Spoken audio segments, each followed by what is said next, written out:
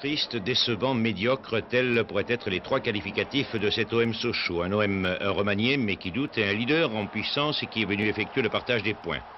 Morosité sur la pelouse et grogne dans les tribunes, avec en tout et pour tout 3 actions sur lesquelles il fallut soit Aroussé ou Huard intervenir, suppléés également chacun par un défenseur se trouvant là pour empêcher un ballon de pénétrer dans les filets. 0-0 à la mi-temps, 0-0 à la fin du temps réglementaire, une rencontre valant tout simplement un 0 pointé, mais un nul qui fait déjà beaucoup parler et couler d'encre. 92e minute, M. Zvirok siffle la fin de la rencontre. L'OM ne s'est pas racheté, l'OM est hué par son public. 0-0 contre les Sochaliens, le résultat ne satisfait personne. Personne et encore moins Jean-Pierre Papin. Le capitaine de l'Olympique de Marseille adresse quelques mots aigre-doux à l'arbitre. C'est le carton jaune. La 3e mi-temps vient de commencer, beaucoup moins sportive que les 2 premières.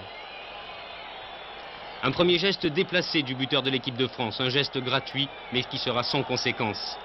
Les joueurs se séparent pour regagner leur vestiaire et à ce moment-là, les incidents se produisent. Premier à en faire les frais, Daniel Carré, le kiné de l'équipe de Sochaux. On remontait dans ce tunnel, il y avait les joueurs de Sochaux et les joueurs de Marseille étaient tous groupés avec les dirigeants.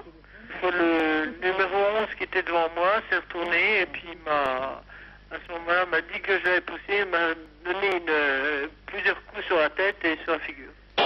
Au siège de l'Olympique de Marseille, la version est différente. On montre du doigt le gardien sochalien. Il aurait bousculé un Marseillais avant que les choses ne dégénèrent. Michel Hidalgo qualifie de regrettables les incidents d'hier soir. Mais il se souvient de l'accueil plutôt froid reçu aux abords du Stade Bonal la saison dernière à Sochaux.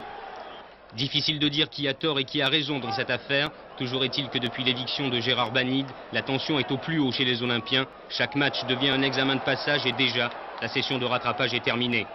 Quand la machine est grippée, souvent les nerfs lâchent. C'est l'OM des mauvais soirs, un OM que les Marseillais ne veulent plus jamais voir.